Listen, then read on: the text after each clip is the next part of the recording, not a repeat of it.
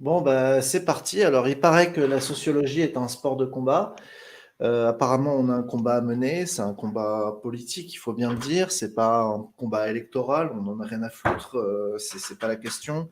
La question, c'est nos libertés, c'est notre dignité, c'est notre sécurité par rapport à un modèle répressif qui est en train de s'organiser, qui est en train de légitimer des modifications législatives et constitutionnelles dans le but de mettre en place une vaccination obligatoire pour des populations cibles.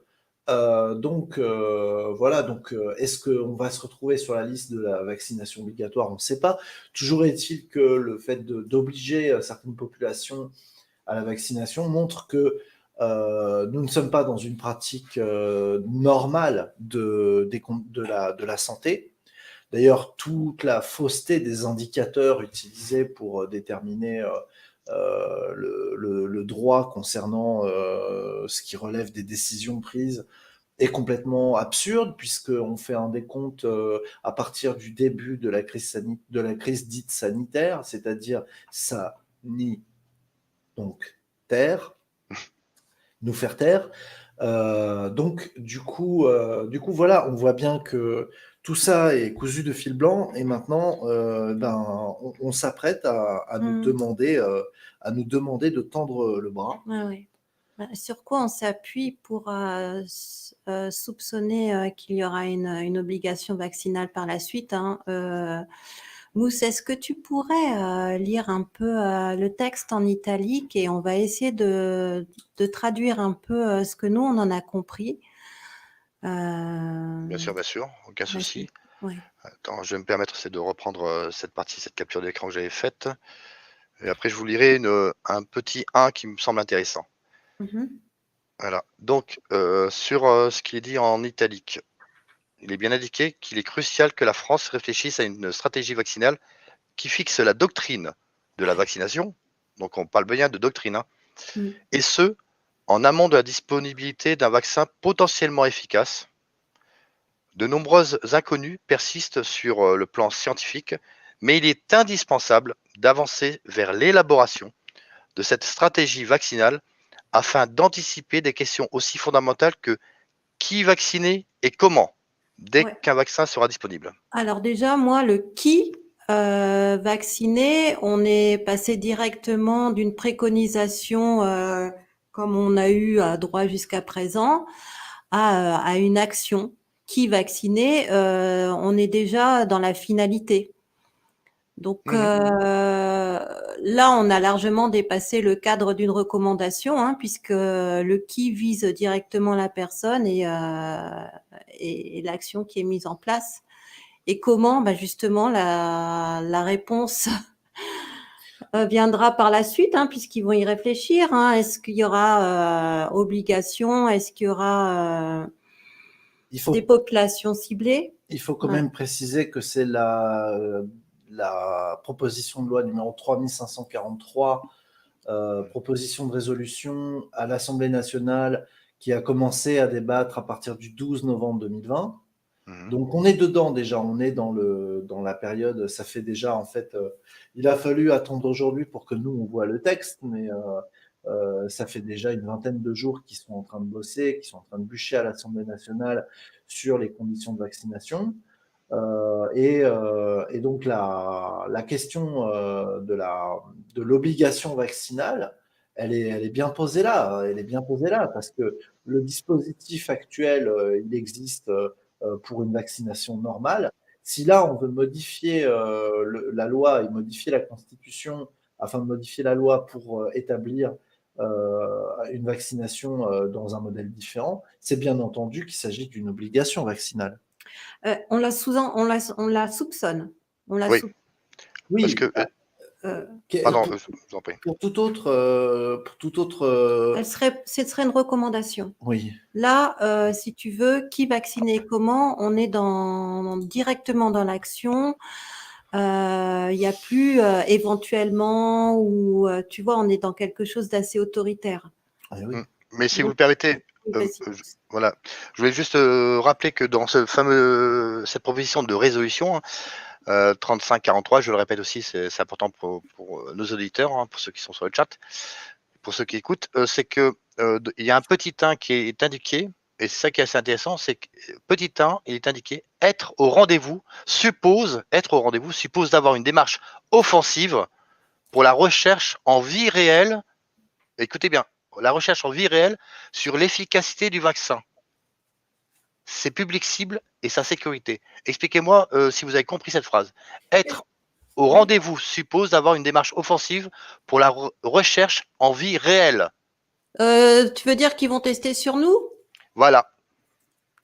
Pour la recherche en vie réelle sur l'efficacité du vaccin. Donc, ça ne sera pas un vaccin testé en laboratoire. Voilà. Les cobayes, on est les D'accord. cobayes. Voilà. Ah ben, ils le disent, on est au courant, remarque, hein, comme ça. Non, on le oui, sait. non, mais ils le disent, hein, excusez-moi, mais moi je voulais simplement vous poser cette question. Est-ce que vous avez bien compris ce que je viens de lire? Pour moi, cette phrase, je la répète encore une fois, être au rendez-vous suppose d'avoir une démarche offensive pour la recherche en vie réelle sur l'efficacité du vaccin, ses publics cibles et sa sécurité.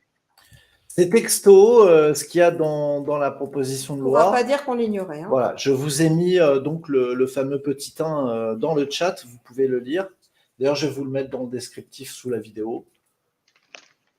Donc, nous sommes des cobayes. Voilà. Oui, parce que ça me rappelle très très bien. Rappelez-vous qu'il y avait une députée LREM qui était passée sur un plateau TV, il me semble que c'était CNews, qui avait indiqué que pour vérifier les effets secondaires, on allait en premier cibler les personnes âgées dans les EHPAD. Alors là, ils ont une je n'ai plus le lien. Voilà. Oui. Les personnes âgées dans les EHPAD, après ensuite, il me semble que ça va être le personnel soignant. Bon, ils vont être heureux, hein. Au-dessus de 50 ans, au début. Voilà. Et après, les personnes qui ont des fragilités. Voilà. Donc, non, mais là, c'est si on ne parle pas d'état fasciste, même pire, je ne sais pas comment on peut l'indiquer autrement. Mais pour ça, du coup, ils seront obligés de changer la Constitution. Le code de santé publique aussi, pas oublier. Ce qui me gêne, c'est que ça, sont des sujets absolument primordiaux dont on débat ici, mais tu n'as absolument aucun mot sur les médias concernant ce projet de loi. Donc, je l'ai sur. J'ai un article de loi. Je vais mettre le lien. C'est un article du Monde. Excusez-moi du peu. Hein. J'ai trouvé que ça pour l'instant. Donc je vais mettre dans le lien du chat et puis après c'est à chacun après de se faire une idée sur le sujet. Mais c'est pour ma part, je vous dis honnêtement, c'est beaucoup plus compliqué que ça parce que j'ai l'impression que tout est fait. Parce qu'apparemment il y a une consultation publique du 9 au 30 novembre pour la Haute Autorité de Santé, hein, qui a été mise en ligne le 9 novembre, et c'est concernant le contexte de la consultation publique. Voilà. Dire on va nous poser la question si ça nous intéresse. La question voulez vivre ou mourir, grosso modo, on connaît la réponse. On sera jamais suffisamment informé dans le détail pour connaître les conséquences de ce vaccin. Mousse, est-ce que tu peux partager un lien du docteur du docteur Fouché. Voilà. Ouais. Oui, je vais vous le mettre. Docteur Fouché, à la 21e minute 53 de cette dernière vidéo de Réinfo Covid, vous explique bien que la proposition de résolution, hein, 3576, va amener directement à une proposition de loi à partir du 26 novembre, donc un travail de parlementaire, mais qui visera à aller vers une vaccination obligatoire. Voilà. Ouais. Je pense que ce monsieur quand même est au fait de ce qui se passe. Donc, nous, si on n'a pas fait de droit, on ne voit pas où est le problème, et les juristes savent très bien que tout est subtil et qu'il faut savoir lire entre les lignes. Moi, déjà, la formulation de la phrase « qui et comment », ça indique déjà que d'autorité, ils ont leur cible. Je ne suis pas sûre que cette vaccination soit obligatoire pour tout le monde, mais en tout cas, il va y avoir des populations qui vont devoir s'y soumettre. Oui, mais donc, ce qui veut dire quand même qu'elle est obligatoire. Oui. De facto.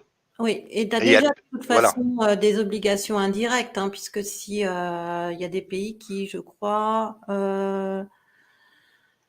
demandent soit que tu fasses le test PCR pour te rendre à l'aéroport, mais chez nous aussi, hein, maintenant c'est ça. On ne peut plus quitter le territoire si on n'a pas un test PCR de moins de 72 heures. C'est acté? Je crois. Il faudrait vérifier, mais il me semble. Parce qu'il me semble que c'est certaines compagnies qui l'ont demandé. Écoute, je crois que ça a été dit par un Ah, politique. d'accord, ça a été dit par les Il politiques. faut Autant pour moi, vérifier ça, hein, il me il faut semble. vérifier. Hein. D'accord. Je vais vous mettre donc le lien aussi. Je suis en train de faire une petite recherche, si vous le permettez. Comme ça, au moins, vous l'aurez aussi.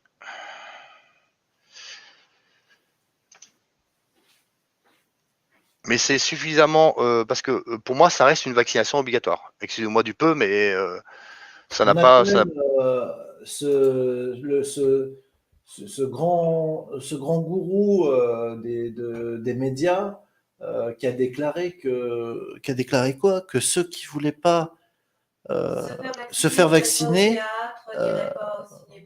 Oui, c'est. non mais qui est censé aller dans des hôpitaux psychiatriques Alors ça, je ne sais pas. J'ai cherché toute la journée.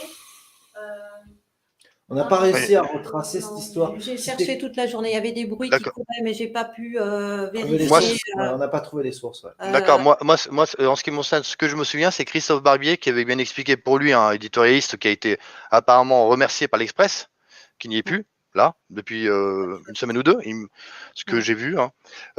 Donc, ce monsieur expliquait bien qu'il fallait interdire tous les liens sociaux avec les personnes non vaccinées, donc leur interdire le bus, bon, un peu la carte sociale à la chinoise. Plus de bus, plus de théâtre, plus d'assaut, plus de salle de sport, plus de ciné, voilà.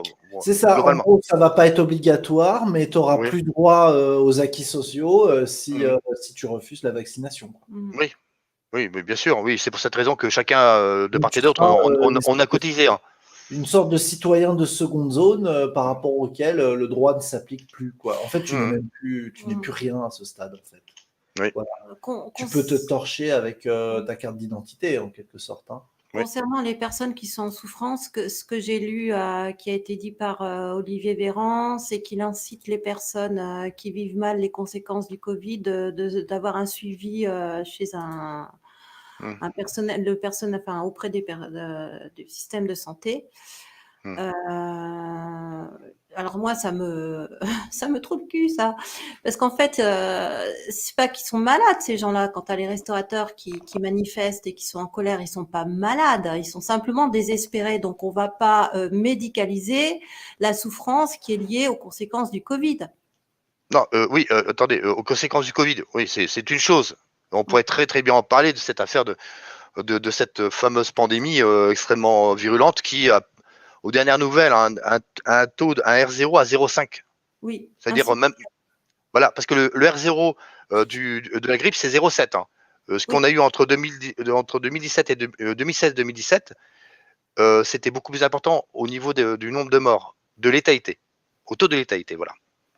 En prenant en compte aussi peut-être dans ce chiffre les personnes qui sont soi-disant mortes du Covid alors qu'elles avaient une maladie autre.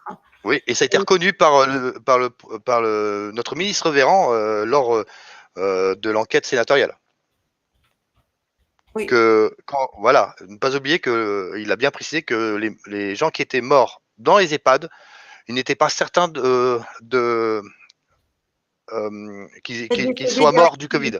Voilà, directement par le Covid. Mais là, les médecins, bien souvent maintenant, quand ils font les certificats de décès, si c'est une maladie pulmonaire ou alors qu'ils avaient peut-être d'autres choses qui les auraient tués dans les mois qui suivent, eh bien, ils mettent Covid. C'est systématiquement estampillé Covid. Là, il y a pas mal de témoignages de médecins. Donc, les chiffres sont non seulement peu alarmants, et si tu retranches de ça les personnes réellement décédées du Covid, eh bien, tu n'as pratiquement personne. Donc, pour les personnes qui se font tester, par exemple, 86% des personnes qui se font tester positives ne vont absolument même pas, elles vont être asymptomatiques. Voilà. Donc, on est en train de foutre en l'air notre économie sous de faux prétextes. Parce qu'il faut quand même mesurer la valeur bénéfice-risque, la balance bénéfice-risque. Quand vous avez un taux de létalité un R0 qui a 0,5, ouais, 0,5, passez-moi le terme, je regrette voilà, mais je regrette pour les morts, ça c'est indéniable, pour ceux qui sont morts, mais allez voir la catastrophe économique et sanitaire qu'il va y avoir après ça. Déjà pardon? Beaucoup plus, beaucoup plus. Oui, mais parce que rappelez-vous, on a eu une discussion il y a peu de temps avec Fabien ainsi que Sylvie. On avait parlé d'un nombre de chômeurs, d'1 million de chômeurs qui était arrivé, mais il est apparu entre les 2 confinements. Donc vous imaginez ce qui va se passer après janvier.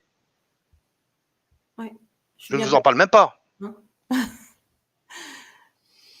Je suis bien passée pour savoir, hein, puisque les recrutements avant le confinement ont carrément été suspendus. Donc, voilà. Ouais, il y a plusieurs objectifs dans tout ça, hein. Couler économiquement la France et l'Europe.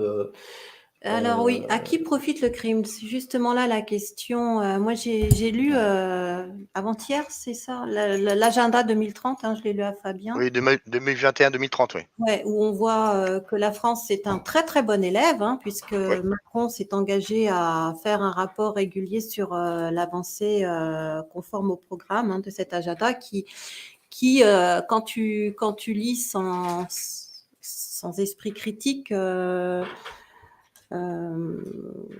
et à visée écologique, hein, pour comment on pourrait expliquer ça? Sauver la planète. Voilà, c'est beau sur le papier, oui. Oh, mais les moyens mis en œuvre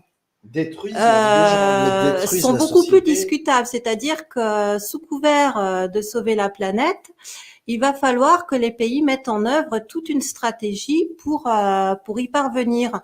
Et c'est là que je me dis que le Covid à bon dos, entre ça, et excuse-moi Fabien, et le revenu universel, hein, qui va favoriser la décroissance et tout ce que tu veux, le programme est bien rodé.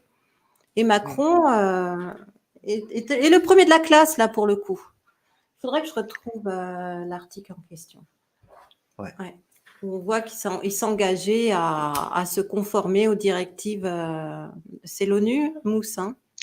Oui, les directives de l'ONU, Gavi, donc c'est Bill Gates, hein, il faut le savoir, hein, puisqu'il a prononcé le nom de Bill Gates et du groupe Gavi. D'accord, c'est Global Acception, je ne sais plus comment c'est au niveau de l'acronyme, mais voilà. Et plus, bien sûr, tous les interlocuteurs susceptibles de rentrer dans la danse, on va dire les groupes privés. Par le biais du Forum économique mondial aussi, hein. Donc on parle de Davos, voilà, c'est ça. C'est ça. Donc c'est quand même pour ma part. Il y a une logique dans tout ça, hein. Maintenant, je fais le lien entre cet agenda et ce qui est en train de se passer maintenant. Je ne l'avais pas fait jusqu'à présent, mais j'y vois une logique. En fait, l'universel, c'est fait pour nous faire consentir à la mondialisation sociale, qui est un prélude à la mondialisation politique. Oui. C'est-à-dire que derrière, ça veut bien dire qu'il y a une instance qui a la main mise sur le droit international. Et si se sont tous mis d'accord en même temps, c'est bien que c'est organisé, voilà. C'est structuré. C'est structuré déjà. C'est impossible qu'il y ait plusieurs pays qui décident d'appliquer le revenu universel en même temps s'il n'y a pas une organisation qui chapeaute le tout. Il faut être logique. Ouais. Tu vois? Donc voilà, donc c'est pour nous faire accepter. Oui, j'ai évolué parce que moi, si tu veux, le principe de faire au niveau universel un revenu de base me semble bon, mais le problème n'est pas là. Le problème, c'est que même si le principe est bon, derrière, c'est nous faire consentir à un modèle d'organisation où c'en est fini de beaucoup de choses, en fait. C'en est fini de beaucoup de choses, de notre souveraineté patriotique, de notre capacité à légiférer en tant que peuple. Donc à partir de là, de toute façon, moi je commence à bien comprendre le truc parce que voilà, je recolle les morceaux. Je sais que les élections sont truquées, puisqu'il y a des consignes de vote, puisqu'il y a des bourrages d'urnes, puisqu'on fait voter les morts, et j'en passe encore et des meilleurs. Donc, une fois qu'on choisit les élus, les soi-disant élus, ben, on choisit également ce qu'on va faire derrière comme politique. Et puis cette politique, elle est déterminée par au-dessus, elle est déterminée par des consignes qui émanent des consortiums, des consortiums qui se trouvent en tête de liste de la gouvernance mondiale. Donc en fait, voilà, nous, qu'est-ce qu'on est en fait? On est quoi? On est bon à être des moutons blancs en majorité, des moutons noirs à 10%, et voilà, le reste, c'est les architectes. Tiens, est-ce que tu peux me faire une petite place, s'il te plaît? Soit tu dis oui, soit tu dis non, soit tu participes à l'entourloupe. Mais Oui, non, mais c'est voilà, du technofascisme. Excuse-moi, mais ça reste du technofascisme pour ma part, puisque on n'ancre pas. Pardon? c'est ça, c'est du Voilà. Et technofascisme. pourquoi on s'emmerderait à voter? Puisque, en fait, regarde, sur la nouvelle feuille de route pour accélérer les transformations de la France. Donc, je lis, en septembre 2015, 193 États membres des Nations Unies se sont engagés à mettre en œuvre l'agenda 2030 et atteindre les objectifs de développement durable, hein, ça paraît très joli sur le papier, pour la planète, les populations, la prospérité, la paix et les partenariats. On se demande avec qui. Donc, la France a pris toute la mesure de cet agenda pour bâtir une feuille de route. Alors, tu peux toujours essayer de croire que tu vas encore avoir ton mot à dire, c'est déjà décidé. Dessinant les grandes transformations à mener, à la fois sur le territoire national, en Europe et à l'international. Cette feuille de route propose d'accélérer les trajectoires de progrès pour faire évoluer notre société vers un modèle à la fois plus prospère, plus inclusif et plus respectueux de notre environnement, afin que la France soit au rendez-vous des objectifs du développement durable 2030. Mais quand tu vois ce qui est mis en œuvre pour en arriver là, ça ne parle pas que d'écologie. C'est toute l'organisation des pays qui vont être chamboulés. Mmh. Tu vois? Mais quand on parle d'action inclusive, qu'est-ce que tu as compris à cette phrase? Je réfléchis, hein. Mmh. Cette feuille de route propose Oui, d'accélérer une trajectoire de progrès pour faire évoluer notre société vers un modèle à la fois plus prospère, plus inclusif. Inclusif, c'est la mondialisation. oui, c'est ça. Voilà. On n'est plus indépendants. On Voilà, n'est plus les uns dans les autres. voilà. Il n'y a plus de souveraineté. C'est fini. Vous voyez comme ça. Voilà. Alors, agir pour une société juste en éradiquant la pauvreté, j'ai envie de te dire, éradiquer, c'est un peu fort, hein. En luttant contre toutes les discriminations et inégalités, en garantissant les mêmes droits, opportunités et libertés à toutes et à tous. Ils se foutent de notre gueule ou quoi? On n'en a plus de liberté. C'est une blague. C'est le nivellement par le bas. Transformer les modèles de société par la sobriété carbone et l'économie des ressources naturelles. Alors, c'est nouveau, Macron est écolo, hein, pour agir en faveur du climat et de la planète et de la biodiversité. S'appuyer sur l'éducation et la formation tout au long de la vie pour permettre une évolution des comportements, de modes de vie adaptés au monde. Alors, il va falloir changer nos modes de vie, au monde à construire et aux défis du développement durable et blablabla et blablabla. Agir pour la santé et le bien-être de tous et de toutes, notamment via une alimentation et une agriculture saine et durable. Ça, c'est la dernière aussi. Mmh.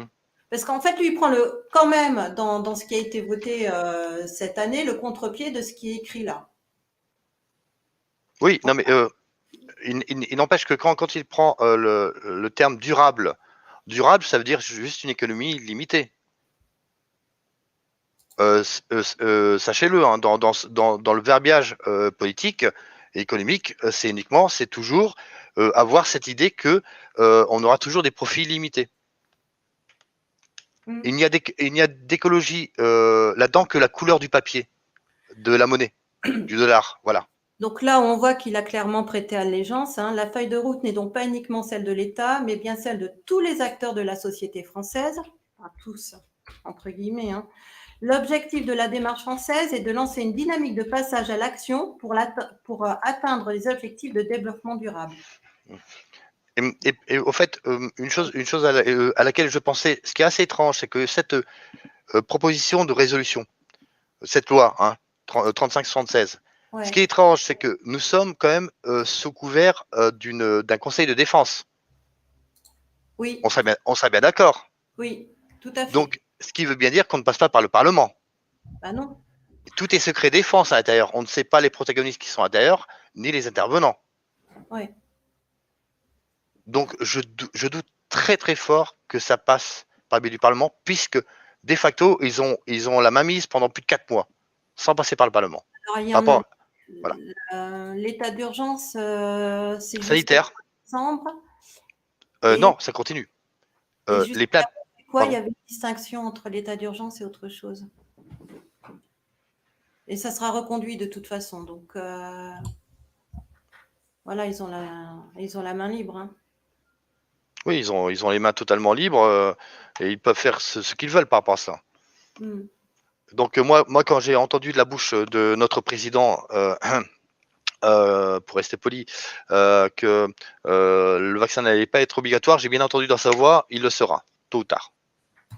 Et assez rapidement. En tout cas, pour une partie de la population. Ça l'est, puisque... Et surtout, moi ce qui est terrible, c'est cette partie dont je vous avais indiqué, qui m'a sidéré, quoi. C'est que ce seront des cobayes. Oui. Redis ce que tu as lu à ce sujet-là, Mousse. Oui, donc c'est dans le petit 1, juste après toute la partie mesdames et messieurs.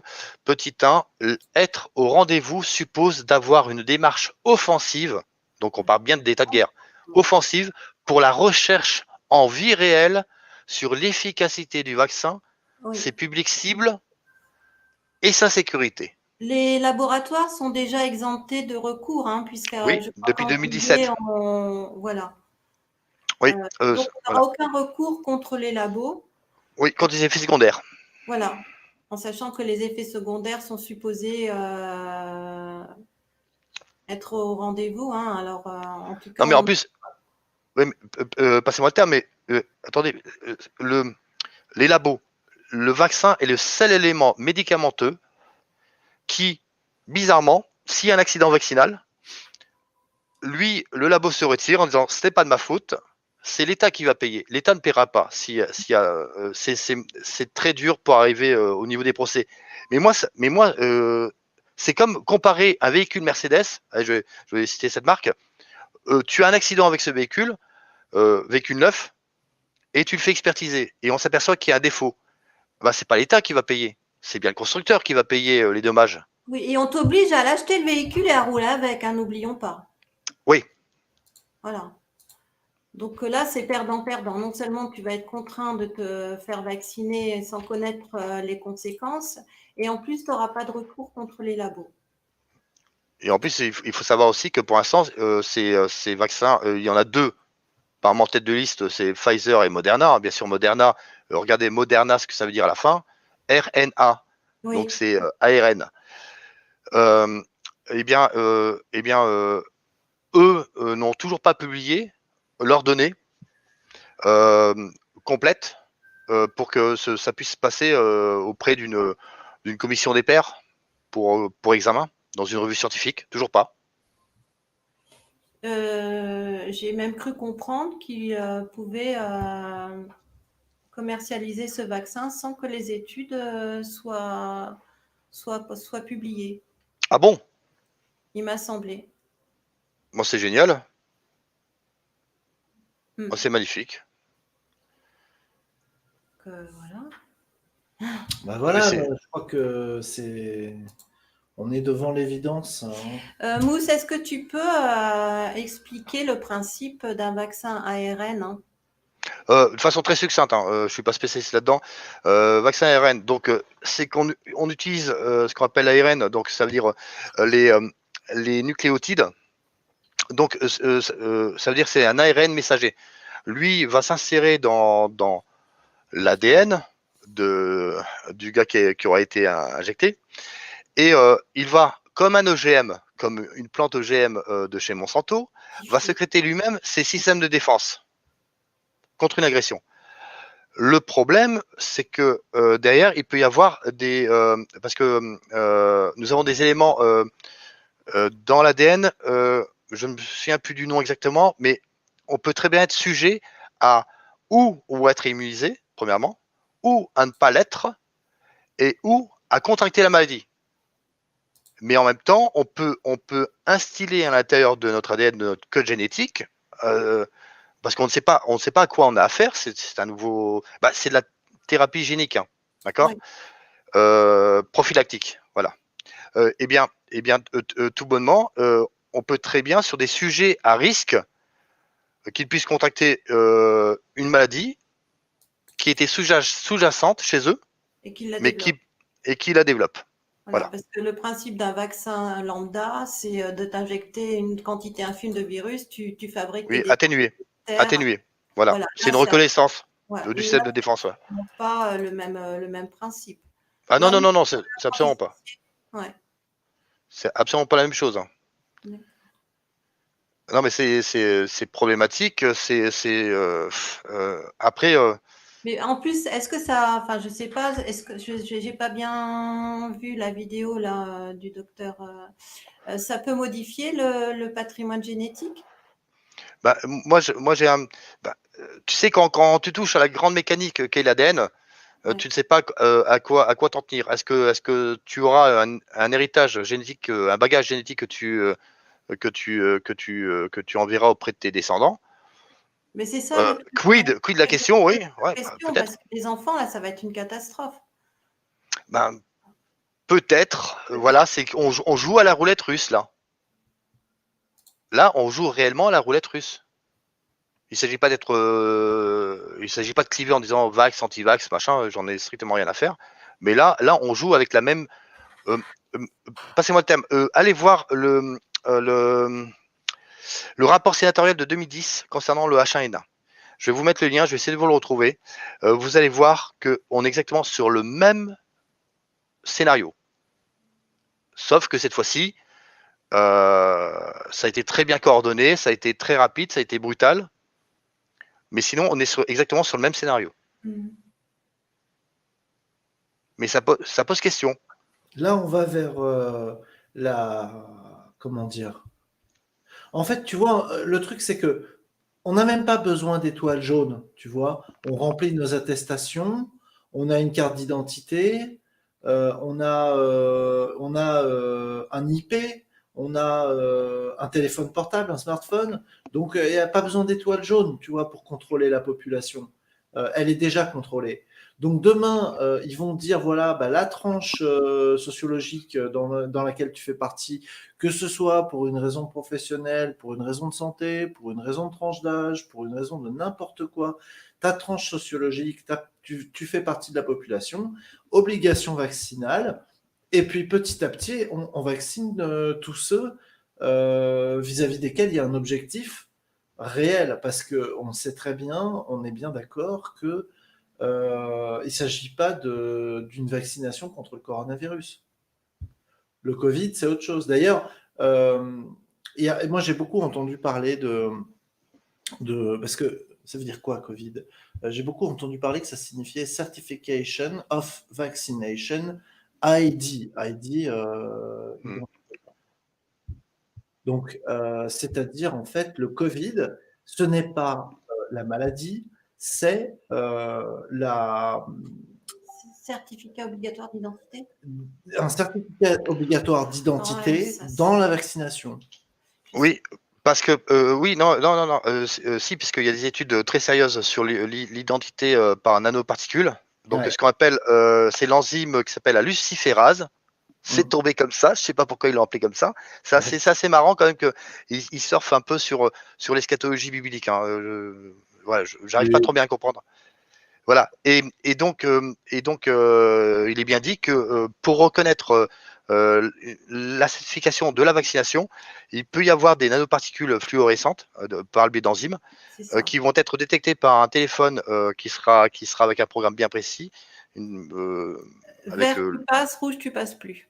Voilà, voilà, Ça ça veut dire sera voilà. détecté par Mais la couleur de la peau. oui, mais Attends. attends, pardon, mais le pire, c'est que, attends, tu imagines, on te demande ça dans la rue. La police te demande ça. Tu passes à un aéroport, c'est la même chose. Mais il y a un souci, c'est que derrière, la confidentialité médicale, elle n'existe plus. Non. Ça pose aussi ce travers-là aussi. C'est Oui, que, on s'appartient plus là déjà. Hein. oui, On est objetisé. Parce que si la question se pose, c'est qu'on te laisse plus le choix. Sinon, la question ne se poserait pas. mhm. Euh, ouais. Et je vous lis, si vous le permettez, je vous lis juste le début de l'article du Monde sur les différentes phases de vaccination. Après Covid-19, la Haute Autorité de Santé préconise une stratégie de vaccination en 5 étapes. Selon la Haute Autorité sanitaire, les personnes âgées résidant en EHPAD doivent être vaccinées en priorité à l'arrivée des toutes premières doses, compte tenu du nombre limité de doses qui seront disponibles au démarrage de la campagne de vaccination. Quand on dit priorité, excusez-moi, on priorise, c'est bien le terme qu'il avait employé, prioriser. Priorité, ça veut bien dire obligatoire. Bien sûr. Il est Pas même, doivent, c'est pas devrait. Hein. Oui, Ils ont bien oui, écrit doivent. oui, doivent être vaccinés, tout à Voilà, fait. donc c'est pas devrait. Devraient, oui, tout à fait. Et c'est dans les pages du Monde, je vous ai laissé le lien un peu plus haut. Je peux vous le remettre, le cas échéant, pour ceux qui seraient intéressés pour voir un peu ce torchon. Passez-moi le terme, pour moi ça l'est. Vu qui détient ce. Attendez, hop, je reviens en arrière. Je me suis loupé. Oh zut, je vais peut-être le louper. Chaque fois Euh, qu'ils emploient de toute façon l'impératif, on devrait comprendre ce que ça veut dire. Hein. oui, parfaitement. Donc, voilà, on n'est plus dans du conditionnel ou. Non, non, c'est réellement grave. Ouais. Pour ma part, c'est beaucoup plus problématique que ça. Et on est sur l'obligation, hein, point à la ligne. Donc qui sous-tend, qui peut plus, peut moins. Donc, c'est-à-dire que quelque part, comme ils vont pouvoir vacciner une partie de la population ciblée, hein, on va dire. Hein. Allô? Ouais. Oui, oui, Oui, on t'écoute. ah oui, d'accord, pardon. Donc à ce moment-là, ils ne vont pas s'arrêter là. Voilà. Il faut être très clair sur le sujet. Allons, il ne faut pas être Ouais. bête.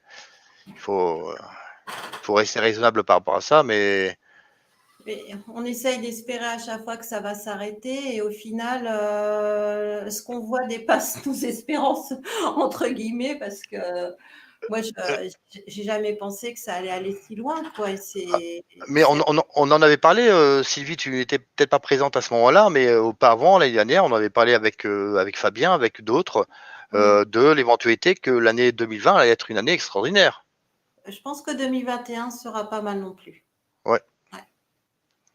Donc c'est préparez vos pop-corn, quoi. Mettez-vous à la terrasse et vous allez voir cette On va dégradation. y aller, hein. On va voir la terrasse, les terrasses, on peut pas, mais ouais. punaise, c'est le désespoir là. Non, mais voilà, donc il y a la première phase, donc c'est les résidents et les salariés d'EHPAD. Hein. Attention, première phase. Deuxième phase, personnes de plus de 65 ans et professionnels de santé. Donc, quand on parle des professionnels de santé, on parle des personnes qui ont au-dessus de 50 ans. Je précise, deuxième phase, personnes de plus de 65 ans et professionnels de santé. Donc, dedans, on parle des personnes de plus de 65 ans âgées, hein, de tous bords. Hein.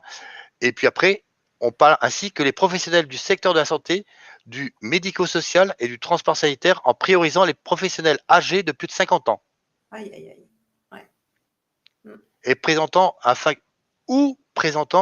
de risque de forme grave, on va dire de comorbidité. Ouais. Et généralement, les personnes de santé sont en forme. Hein, non pas ce genre. Et après, troisième phase, c'est personnes de plus de 50 ans. Donc là, on brasse large un peu partout. On parle de comorbidité, on parle des professionnels dans le secteur indispensable au fonctionnement du pays, donc sécurité et éducation, donc le fonctionnariat.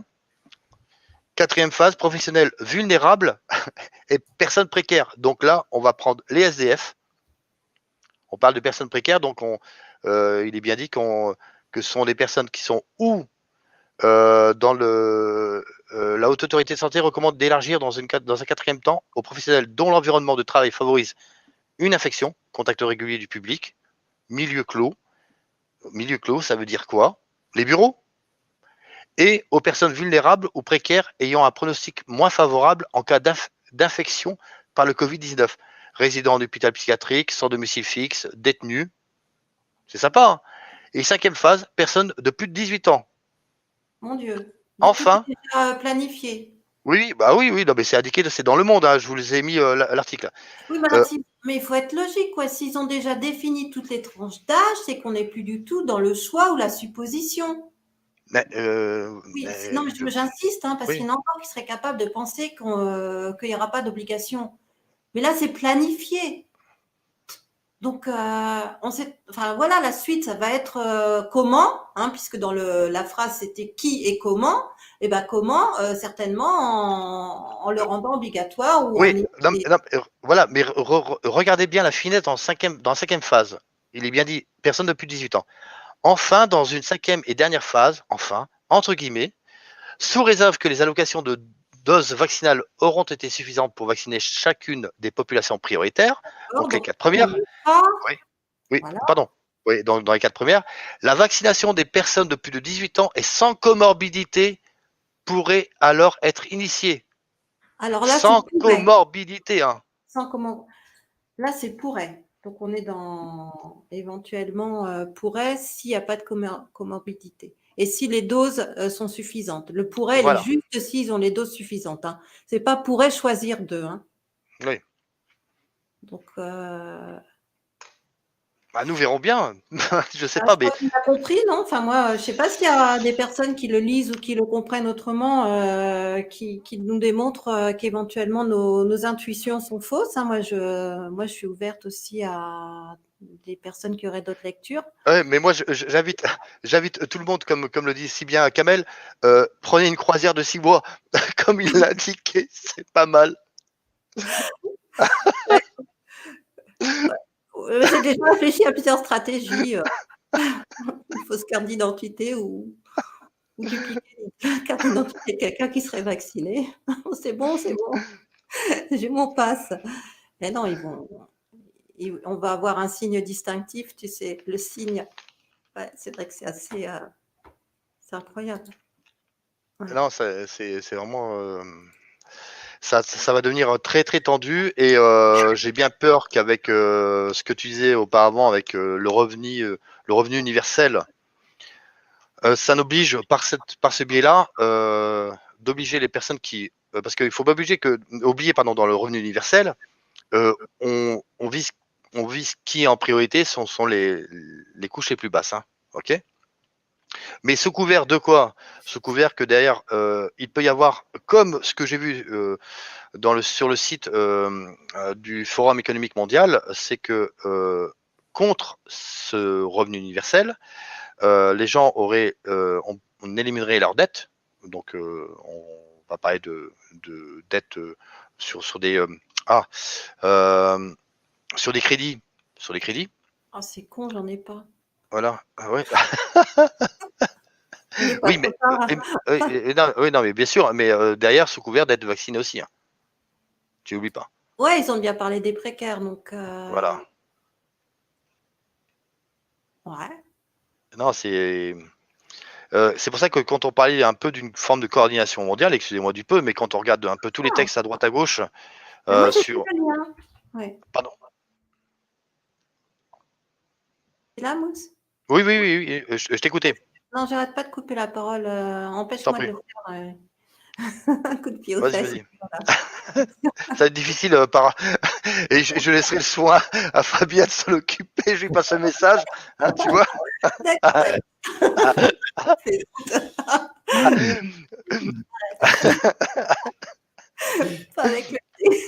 Oui, non, mais c'est un coup de pied au cul par procuration. Voilà, bon, Fabien, tu t'en occupes.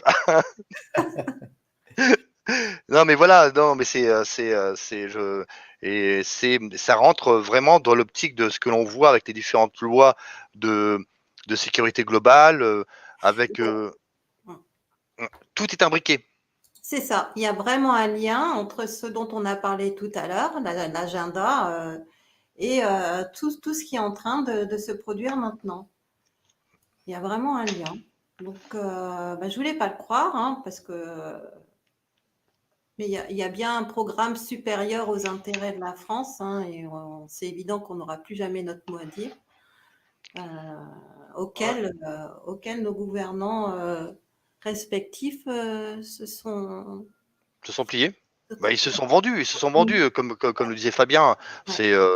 Ils n'ont plus de pantalons, ils peuvent plus les baisser, ils n'ont plus de pantalons, donc c'est pratique pour eux par rapport à ça. Et aussi, n'oubliez pas qu'en ce moment, on est encore en train de vendre à la découpe EDF. Et ce que j'ai vu dans je sais plus quel article de journaux, il me semble que c'était c'est pas valeur actuelle, bon bref, ça me reviendra. Ils parlent de vendre une grande partie à l'Allemagne.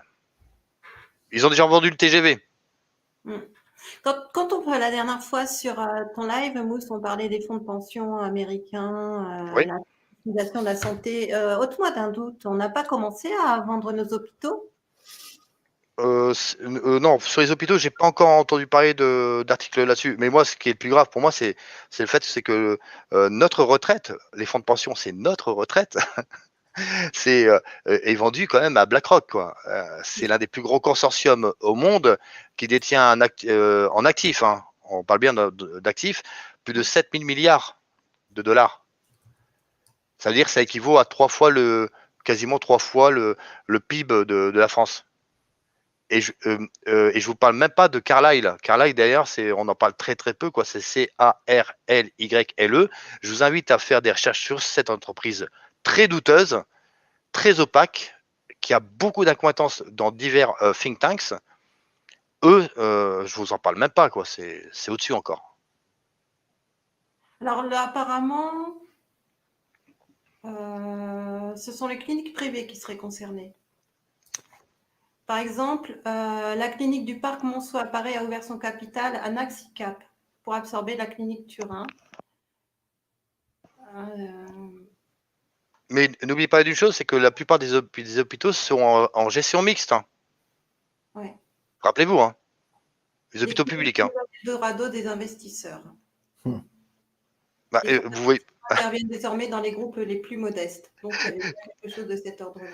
mais vous n'avez pas vu les différentes pubs en ce moment qu'on nous assène sur le fait de faire du viager dans les EHPAD? Je ne sais Oui. pas si vous avez eu l'occasion d'avoir ce genre de pub qui vous arrive sur le coin de la gueule, sur les téléphones mais c'est pas rassurant, passez le bon terme, mais moi ça me met une alarme dans la tête, quoi. J'ai un voyant rouge qui s'allume. Alors c'est assez quand même. Je pense que c'est à chacun après de surveiller ce qui va se passer sur le net, et puis après euh,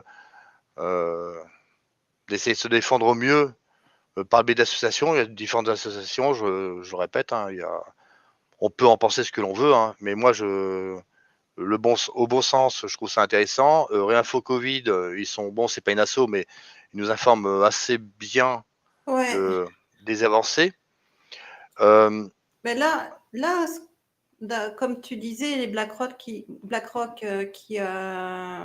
interviennent dans les retraites, c'est pour ça que de toute façon, on peut toujours manifester. Les dés sont déjà jetés. Tu vois, j'ai l'article sous les yeux.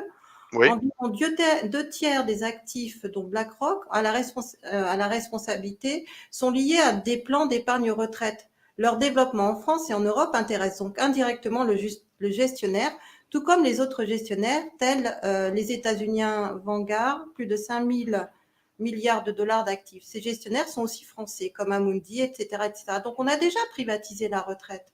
Mais le problème, c'est que la privatisation de la retraite, c'est quoi? C'est un peu ce qui s'est passé en 2008-2009, la crise économique aux Ouais. États-Unis, avec le subprime. Oui. Rappelez-vous que les personnes âgées aux États-Unis et en Angleterre ont dû aller rebosser. Voilà. On va jouer à la roulette russe avec notre pognon. Il date cet article. Il date du 13 janvier 2020. Il Quel a, est le poids de la BlackRock en France? il a fallu quoi? Il a fallu quasiment 12 ans aux États-Unis pour s'en remettre. Tu vois, son objectif à BlackRock est d'aujourd'hui de se déployer massivement en Europe, tout particulièrement en France, en Allemagne, en Italie. Donc BlackRock gère aujourd'hui 27 milliards d'euros pour le compte des clients français, qui sont des compagnies d'assurance, des caisses de retraite, des institutions, entreprises ou banques. Comme ça. Ils pourront toujours manifester. Hein. Mais tu iras la révolution des casseroles, hein, comme en Argentine. Hein. Tu seras devant les banques en train de pleurer. Donc, ou devant les institutions. Ouais. BlackRock exerce une influence sur nos dirigeants. Parfaitement. Donc, parce que ça équivaut. Ce qui va être joué à la roulette avec notre argent en caisse de retraite, c'est à peu près, si je me souviens bien, 1500 milliards. Ouais. C'est un gâteau de 1500 milliards. Tout secteur confondu. Hein. Ça donne envie. Hein. Ça donne envie. Oui, c'est pour ça qu'en fait, il y a même plus de possibilité de négocier avec les syndicats, puisque c'est même plus nos dirigeants qui ont la main sur ont parti la main sur les fonds de pension. Donc. Mais non, mais il n'y a pas besoin de. Rappelez-vous que les syndicats sont financés depuis les années 90 par l'État, en grande majorité. Ça explique l'absence de démocratie, c'est ça que je veux te dire. Oui. Et en plus, maintenant, ils sont financés par l'Union européenne. Hein. Donc, comme on dit, la main qui donne est aussi la main qui prend. Hein. Ah bah là, on le voit bien. Hein. Bah, vas-y, je t'en prie. Quand un truc comme ça est posé, on devrait avoir ces gens-là, justement, qui, dès le départ, lèvent le lièvre et mobilisent. Et puis là, ils font rien, en fait.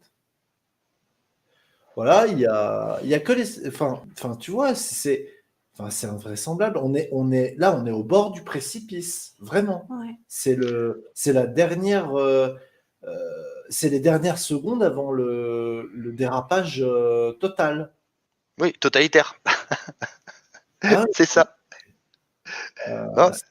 Non, parce que totalitaire, encore, on exerce un pouvoir politique et militaire sur toi. Là, qu'est-ce qui va se passer en fait? En gros, on va devenir des produits à obsolescence programmée.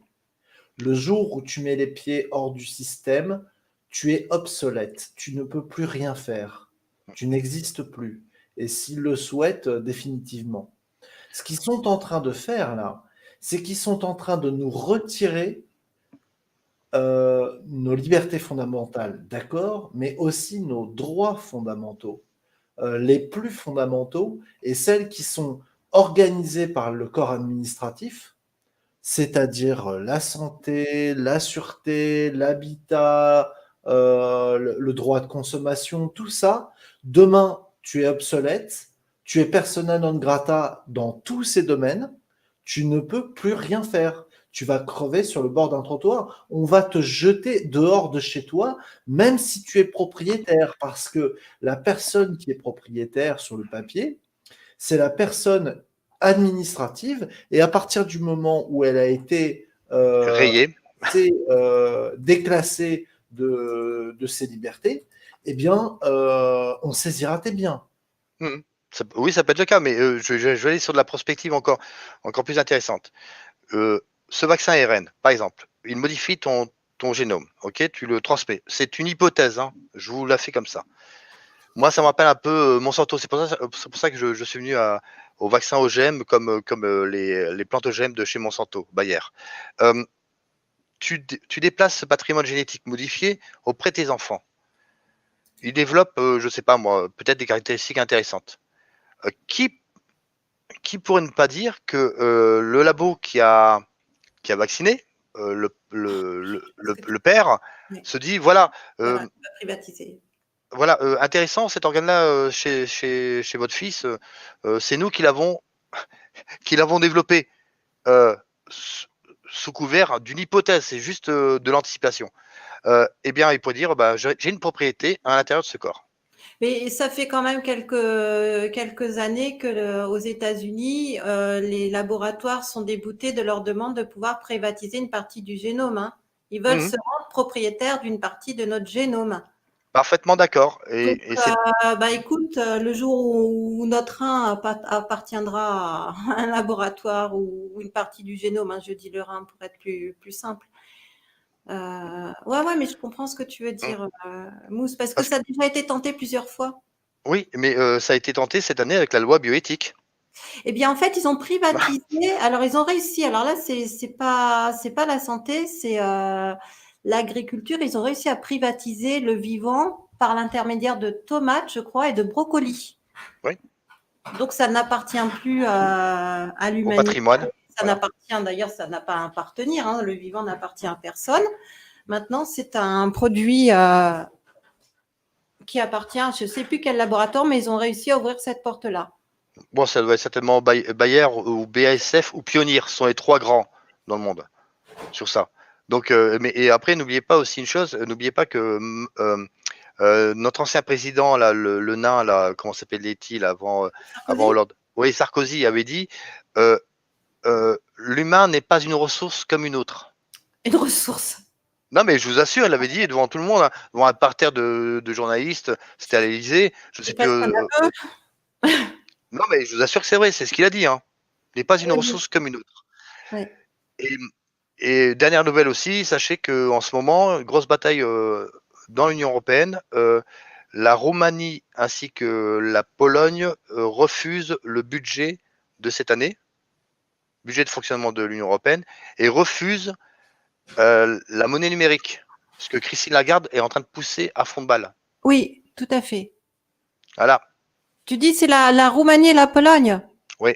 Les prochains sanctuaires, peut-être. Ça te dit d'aller en Roumanie? Il y a déjà Aldostérone qui est parti dans un pays de l'Est, là, parce que il avait senti le vent tourner en Grande-Bretagne. Donc, ouais, prendre la voiture pour aller dans un pays de l'Est, why not, quoi, tu vois? Ça se tente, hein? Parce que, sachez-le, parce que n'oubliez pas que les pays de l'Est ont connu l'URSS et ils ne voudront jamais, jamais revenir en arrière. Pour moi, l'Union européenne, depuis des années, je le dis, pour moi, c'est la nouvelle URSS. Ouais. Donc, je comprends que certaines personnes aillent dans ces pays-là qui ont connu près de 80 ans, hein, à peu près, oui, c'est ça. Les années 30, les années 20, oui, jusque 80, oui, ça fait 50 ans, un peu plus de 50 ans. Oui. Voilà. Mais bon, ça. Bah maintenant, c'est peut-être à nous aussi de défendre notre précaré. Hein. Peut-être que il faudrait aussi, peut-être, c'est aussi se mobiliser hein, en réseau. Hein, parce que j'avais entendu parler de ça tout à l'heure hein, sur le chat que tu avais fait de la vidéo de tout à l'heure. Le réseautage. Mettre des voilà, essayer que tout le monde se fédère, mais se fédère sous des éléments vraiment très simples et qu'on n'aille pas sur du clivage poète. Hein, Non, c'est voilà. bon. Les clivages, on va devoir les dépasser là. Ouais. Non, parce que là, pour moi, c'est réellement grave. Mais bon, pour des gens qui en avaient senti les prémices il y a plusieurs années, qui ont été traités de part et d'autre de complotistes, hein, Ouais. rappelez-vous d'un Canadien qui parlait de la pucérifidée déjà dans les années 80. Tout à fait, ouais. Voilà, et qui maintenant, sous couvert de divers groupes qui ont essayé de théoriser un peu l'avenir du monde il y a à peu près 20 ans de ça, je pense que là, on est tombé vraiment très très bas, quoi. Bah, la fiction, la réalité dépasse la fiction. Oui, la réalité dépasse la fiction et je vais tâcher aussi, si vous avez encore un peu de temps, je sais pas, c'est... Oui, essayez de vous retrouver parce que j'avais avant un bouquin que je n'ai plus pour l'instant. C'est un livre de François Decloset de 1970, ça s'appelle En danger de progrès, qui est un ancien journaliste chroniqueur, d'accord. Et il y avait un texte qui était vraiment intéressant.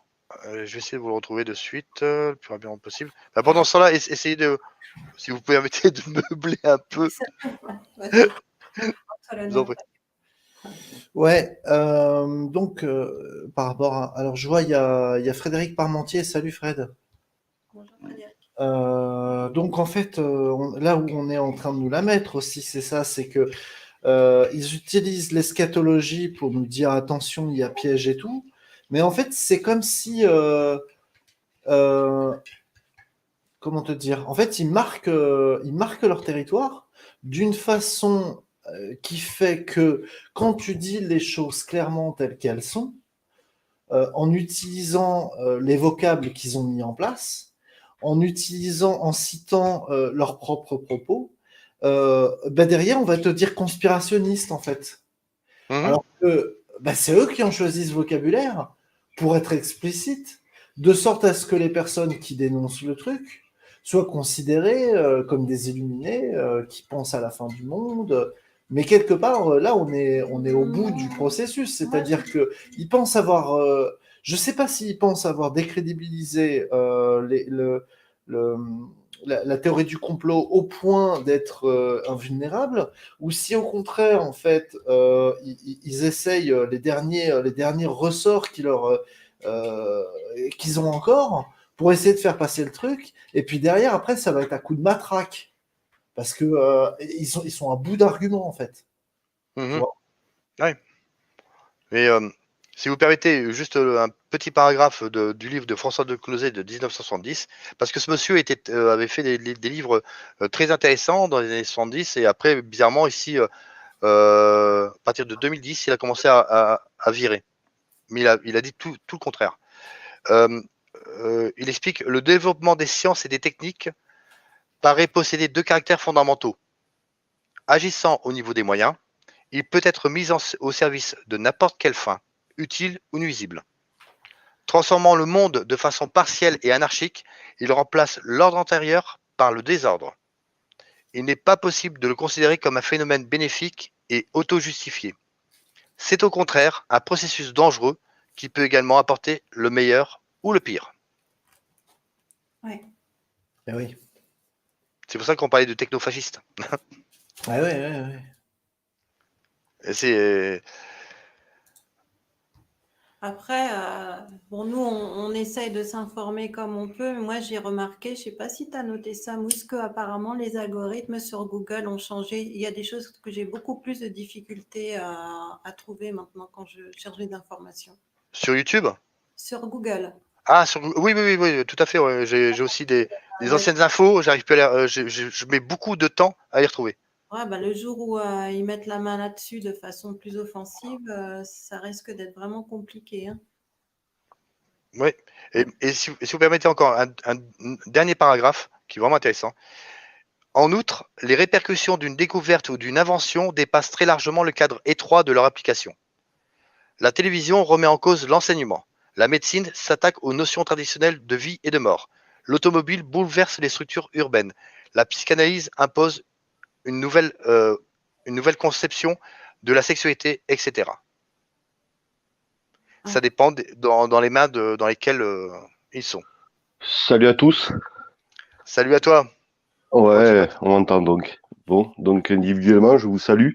Je fais vite parce que je rebondis sur ce qu'a dit Fabio précédemment, là, juste avant toi, Mhm. où il soulève l'idée intéressante qui rejoint la mienne.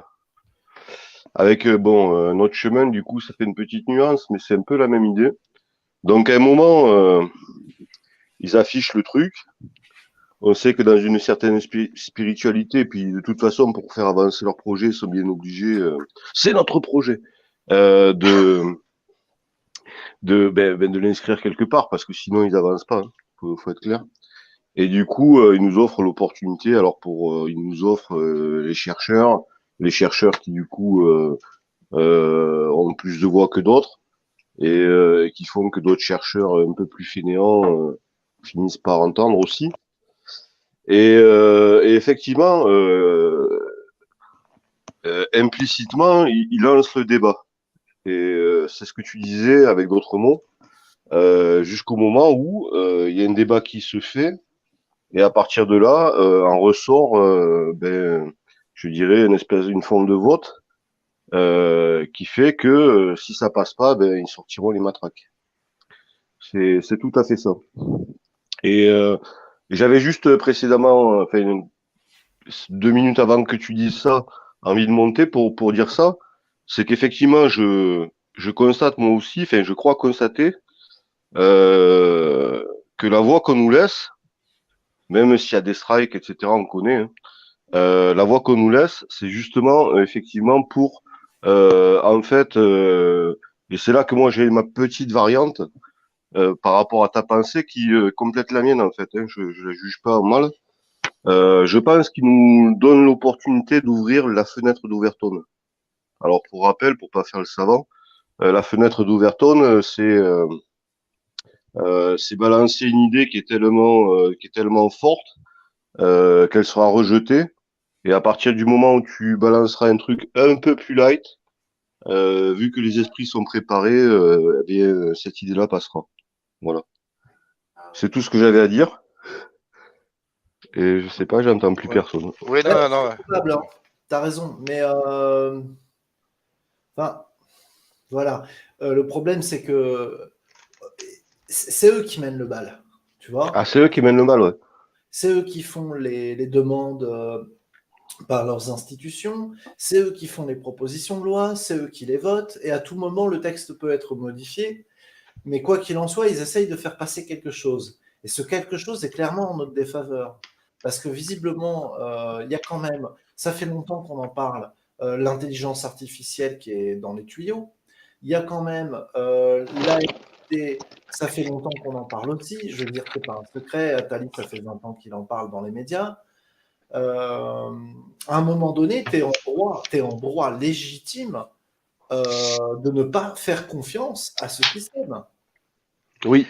Pas lui donner du doute et de dire il n'y aura rien, on ne laissera rien passer. Mais justement, ça c'est une idée que tu retrouves dans, je dirais, la littérature de management commercial ou d'entreprise. C'est peut-être un Japonais qui a inventé ça. C'est-à-dire que plutôt que d'imposer un moment quelque chose à tes employés, tu fais courir le bruit dans les couloirs parce que tu vas oublier une photocopie dans le photocopieur de manière à ce que quelqu'un la trouve. Et ce faisant, tu vas faire voyager un projet dans l'entreprise, l'idée du projet. Et là, tu testes la réaction des gens. Parce que tu as forcément des gens qui vont discuter avec des gens qui ont su. Et tu en as un qui va inconsciemment en plus. Hein, te ramener, ouais, dans l'entreprise, il y a un mec qui a trouvé machin. Il paraît qu'on va licencier 200 personnes. Enfin, comprends pas. Et puis on voit, ouais, les mecs, ils sont en train de dire qu'ils vont faire péter une putain de grève, qu'ils vont brûler l'usine, ça va chier, quoi. Tu vois? Et le mec, finalement, effectivement, il licencie 100 personnes, mais pas 200. Tu vois? Ouais. Mais s'il s'aperçoit qu'il n'y a pas de réaction, eh ben, il en licencie 300. Ça fait partie vraiment de techniques de management qui sont utilisées, si bête ça puisse paraître. Pardon. Et en fait, Macron nous fait que ça en permanence. Dans une discussion qu'on avait tous les deux avec Mousse, quand il a dit je ne rendrai pas le vaccin obligatoire, je savais déjà qu'il le ferait. Alors, comment tu sais qu'il le ferait ou qu'il le fera? Ben je le sais que je viens de découvrir à travers une vidéo, Mousse est allé vérifier. Le 26, ils vont discuter du vaccin obligatoire. Donc, à ce que vous disiez tout à l'heure, moi, contrairement à vous, enfin, je dis pas tous là, hein, mais bon, Mousse en particulier, pour l'instant, il n'y a pas d'obligation. Que tu te sentes dans l'obligation d'eux parce que tu vas perdre ton boulot, c'est une chose. Mais voilà, aujourd'hui. Moi, il y a un truc que je sens bien, c'est que ils vont nous passer ça, vous savez quand? Avec le petit Jésus, exactement. Avec le petit Jésus, discrètement entre les jambes de la Marie, ils vont nous dicter la loi sur la vaccination obligatoire. Paf. Non, parce que on avait parlé dans la sur le précédent live, j'avais beaucoup insisté sur la notion de perte de propriété. Et depuis, parce que c'est un truc que j'ai en info dans ma tête depuis un moment, mais bon, je pensais pas que ce soit, voilà, il y a une précipitation là, et du coup, j'ai de nouveaux éléments qui m'ont permis de réfléchir. Et en fait, la perte de propriété, j'arrivais pas à comprendre comment ils pouvaient la vendre. Rappelez-vous, du bail antiféotique qui existe dans plein de pays. Ouais. Eh bien, ça passe par là, en fait. C'est obligatoirement par là que ça passe. Ouais. Et quand je disais à Mousse, par la suite, on en a discuté, par ailleurs, quand je lui disais, parce que le mec va l'accepter dans le sens où, pour lui, à son niveau, ça change rien. On vient bien de lui expliquer que le monde a changé, peut pas être comme avant, cherche pas gros, voilà. Quel que soit ton niveau, tu dois comprendre que le monde ne sera plus jamais comme avant. Pardon, attends, pardon, Pat, pour préciser pourquoi tu dis cela, c'est parce que notre président Macron a bien dit réinventons un futur. Oui, oui. Voilà. Il y avait ça aussi, mais alors l'idée c'est que le mec il nous parle individuellement hein, quand il parle à la télé, il parle à tout le monde, mais il nous parle, voilà. Et le mec qui est plein de thunes, qui est plein de biens, il va comprendre. Attends gros, il y a pas moyen là, voilà. Par contre, calme-toi. C'est pour 99 ans. Ça veut dire que toi, tu vas finir ta vie. T'es pas né, enfin, t'es né riche à 20 ans, mais voilà, 99 ans, tu seras mort. Tes enfants commencent, et puis de toute façon, mais je l'avais un peu déjà dit, tu feras tourner ton argent, voilà, tu t'en sortiras toujours mieux que les autres, parce que malheureusement, voilà, tu vas pas monter en haut de la pyramide. Par contre, voilà, la seule assurance que tu dois avoir et comprendre, c'est que tu vas pas plonger en bas de la pyramide. Ça, c'est pour les autres. Voilà, et dans le triptyque, euh, vaccination obligatoire, revenu universel, il manque la propriété. Ouais. Quand ils auront parlé de la propriété, et ce truc-là, tu vois, c'est comme le triangle de Carpan, qu'est-ce qu'il y a au milieu? Ce qu'il y a au milieu, c'est le collapse. C'est le collapse que eux appellent recette financier. Ils vont te le vendre un peu comme collapse, hein, mais bon. Et le recette financier, Lagarde l'a lancé là. Oui. Officiellement,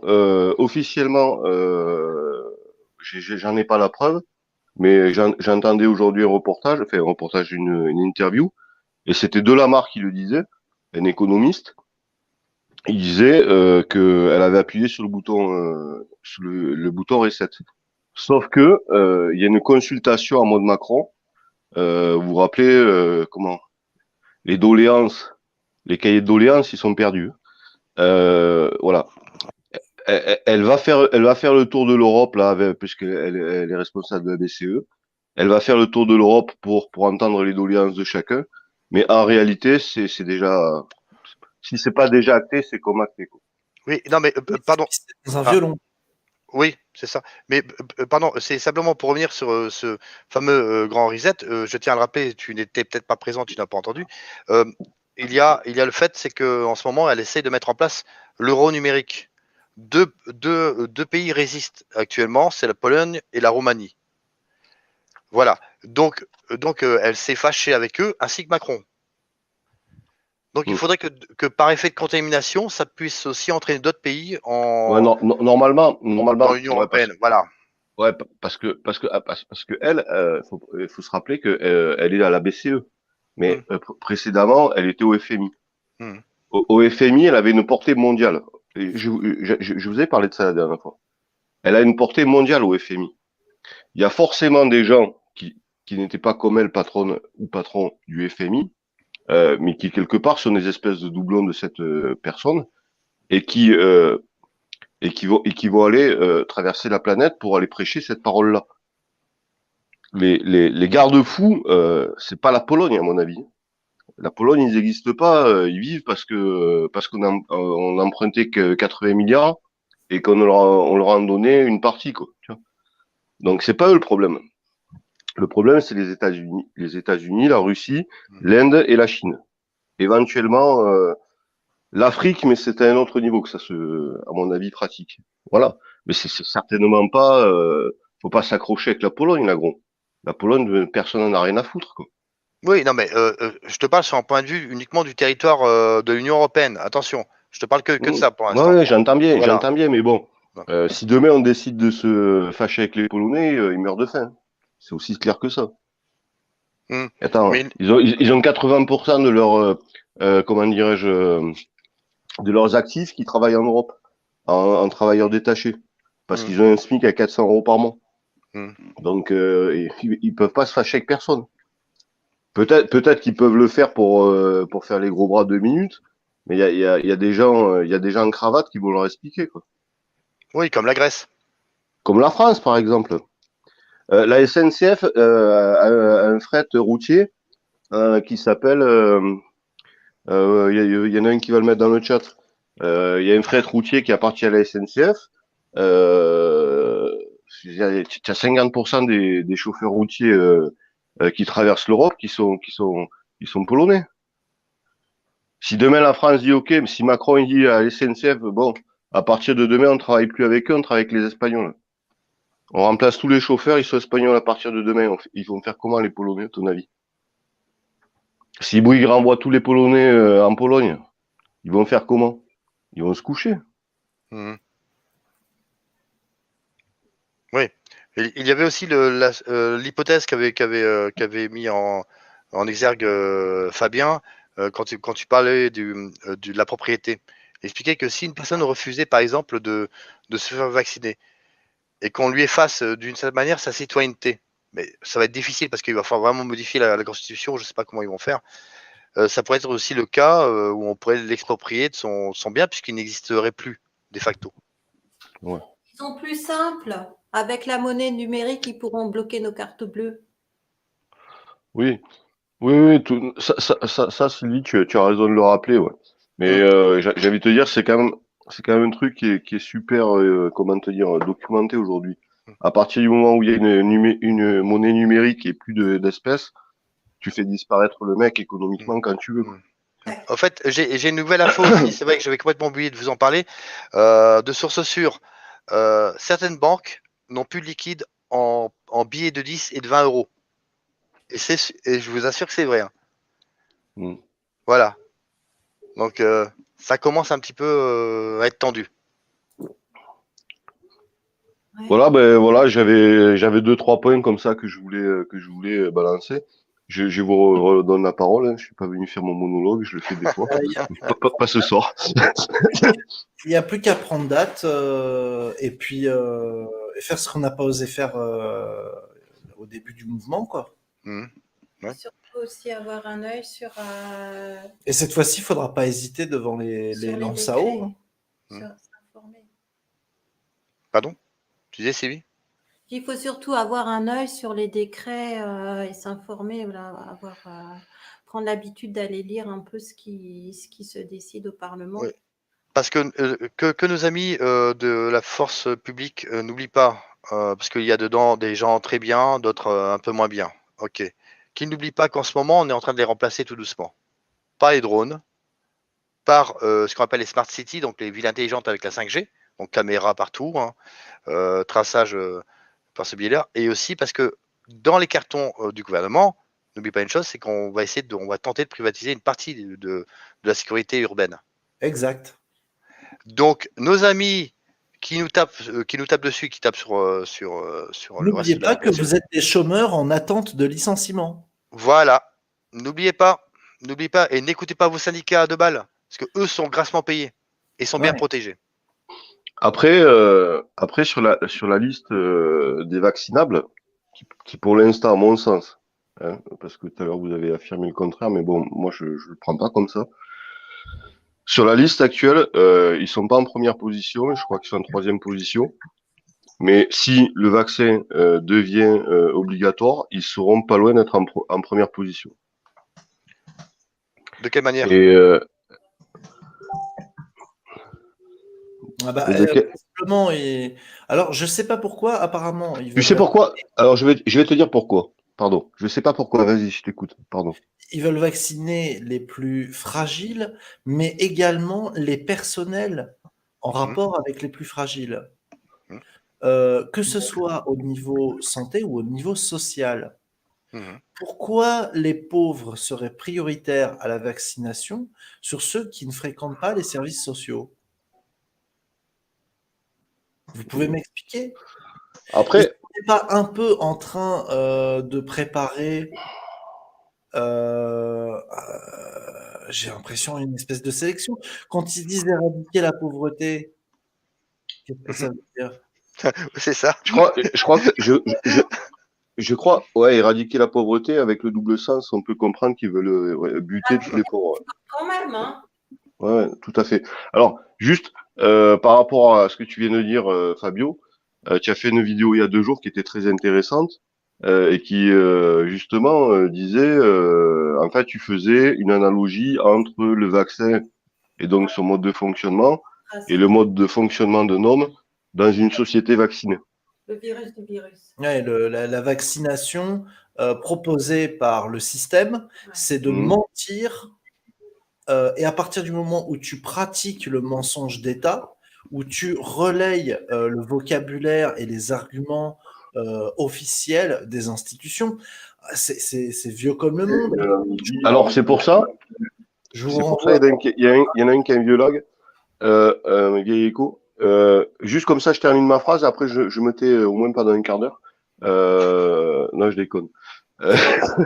C'est juste pour pas perdre mon propos parce que c'était vraiment en plus bien, je dirais, en lien avec ta vidéo. Et ça répond à la question que tu posais juste précédemment, pourquoi ils veulent vacciner les flics? Mais parce que ça leur permettra de savoir quels sont les fidèles chez les flics. Celui qui refusera de se faire vacciner, ils sauront que ce mec-là, il rentre pas dans le système. C'est ce que tu disais il y a 2 jours sur ta vidéo, ou c'était hier peut-être. Voilà, je le vois comme ça par analogie du coup, moi aussi. Salut Flouk. Salut, bonsoir Mousse. Salut, Salut Fabien, salut Patrick.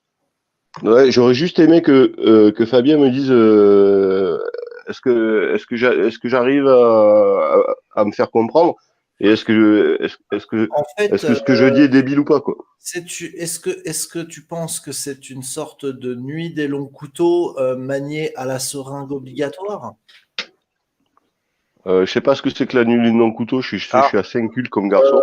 Grosso modo, c'est une expression qui relève historiquement d'un événement particulier, mais qui Que je correspond connais pas, ouais.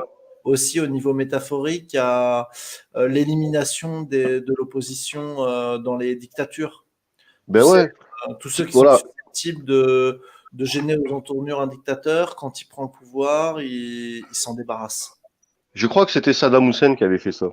Saddam Hussein notamment. Évidemment, Hitler a fait ça. Évidemment, tous les dictateurs ont fait ça, en fait. Saddam Hussein, il a fait dans une façon très sale. Il avait un opposant. Il a demandé à ses fils s'ils étaient opposés à lui. Et pour le prouver, ils lui ont demandé buter votre père. C'est chaud quand même. Hein. Ouais. Après, c'est peut-être qu'une légende. Moi, j'étais pas là.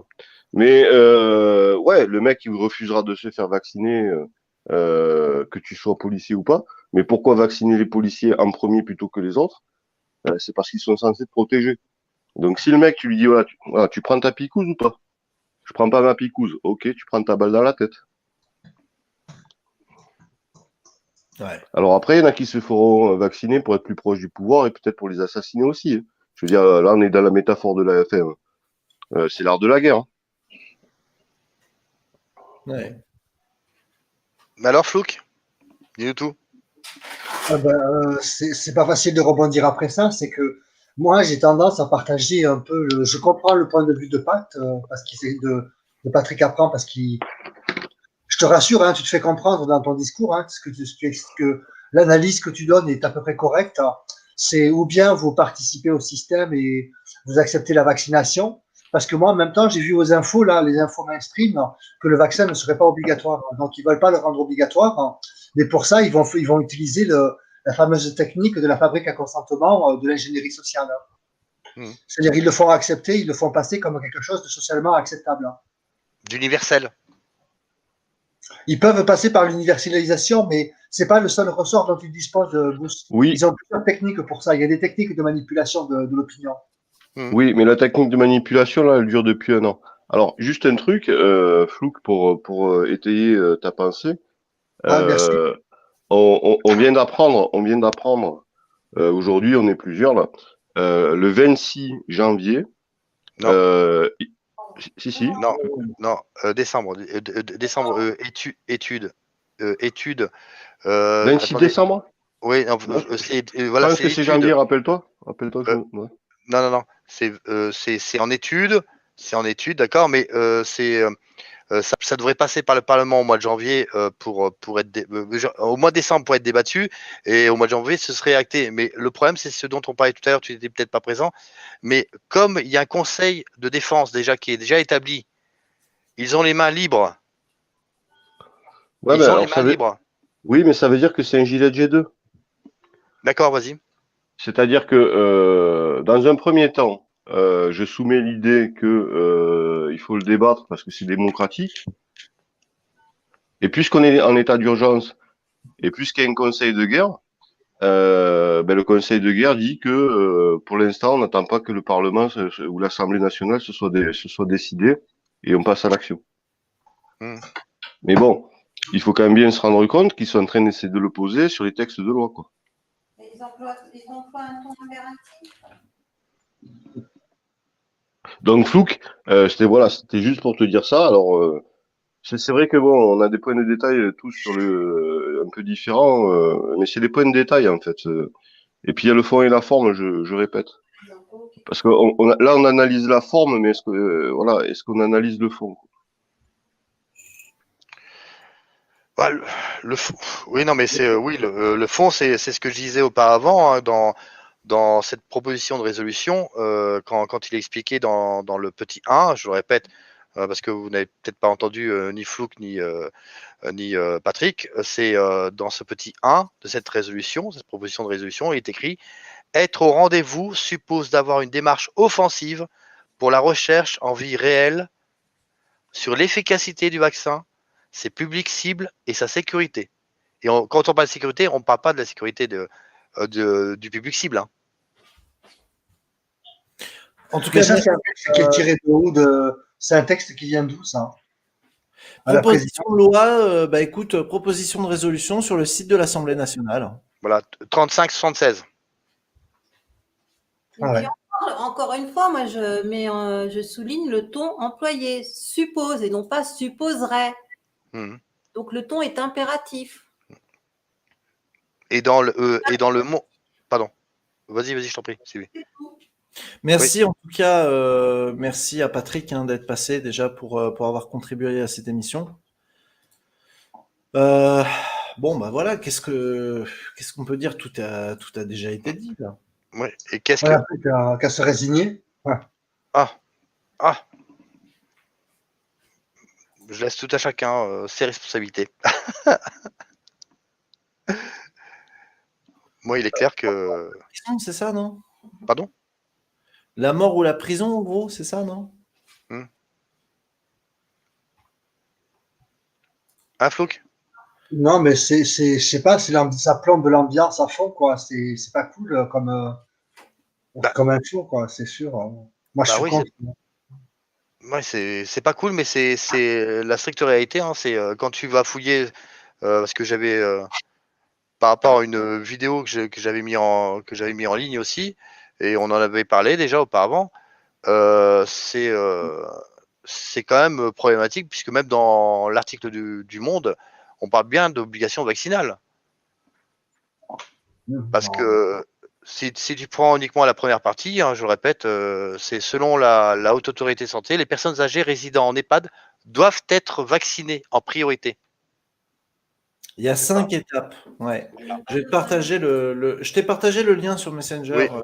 Oui. Et je l'ai remis ici dans le chat. Ouais. Allez voir. Voilà.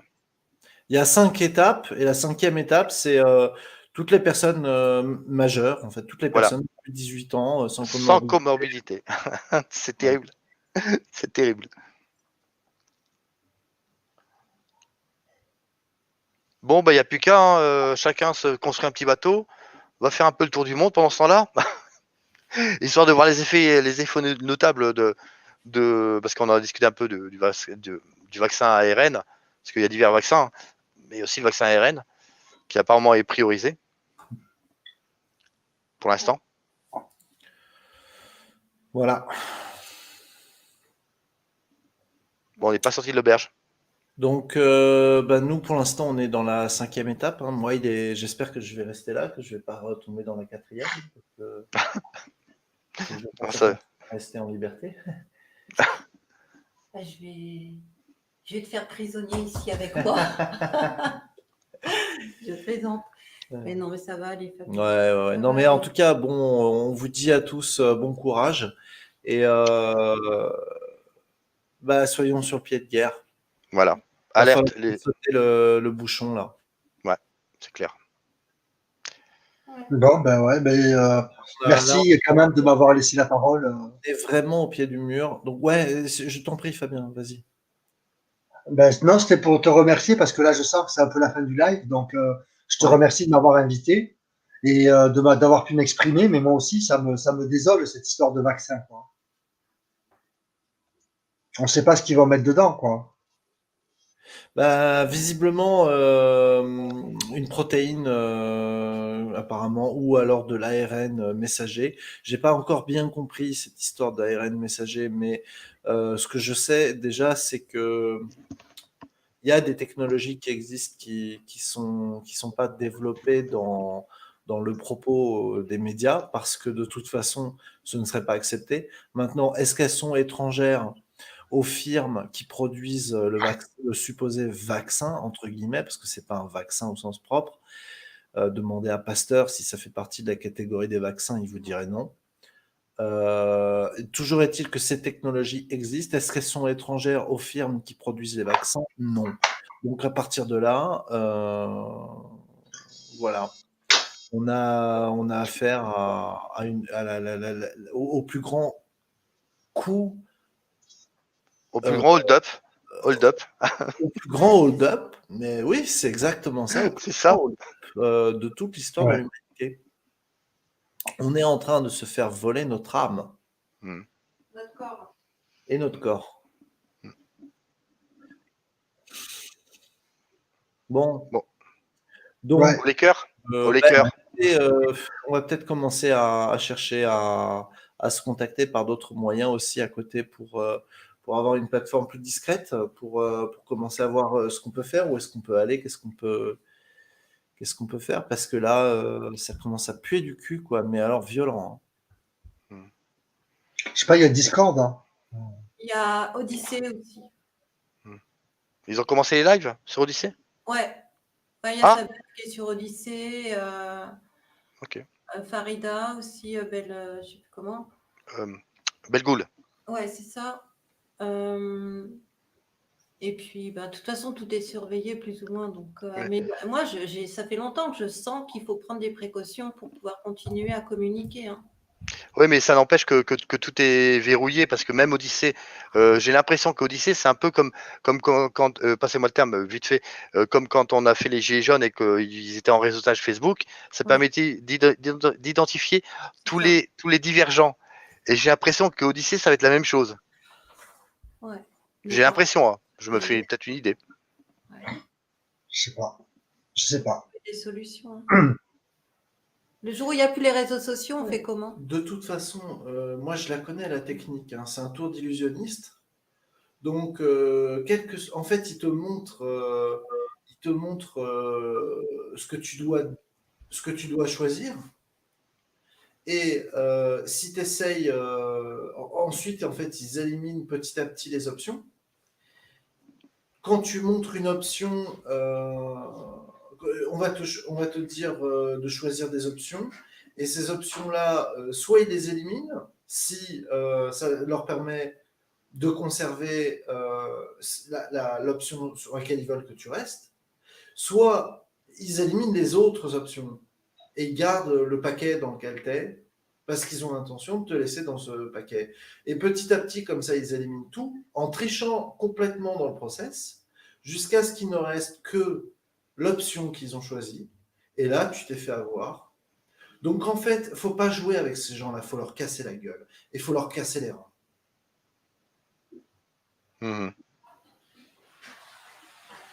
CNT. Ah, quelle horreur. Ah, je l'ai placé au bon moment, celle-là. Il l'a passé au bon moment. La pub, la publicité. Ah là là, excellent. Comment il s'appelle le Je mec vais là, me faire strike, donc je vous dis bonne soirée à tous. Ok, ciao, salut la Et, team. rendez-vous, quoi qu'il arrive, on se retrouvera, devant les Les devant les tribunaux. barricades. Ciao. Bye. Ciao.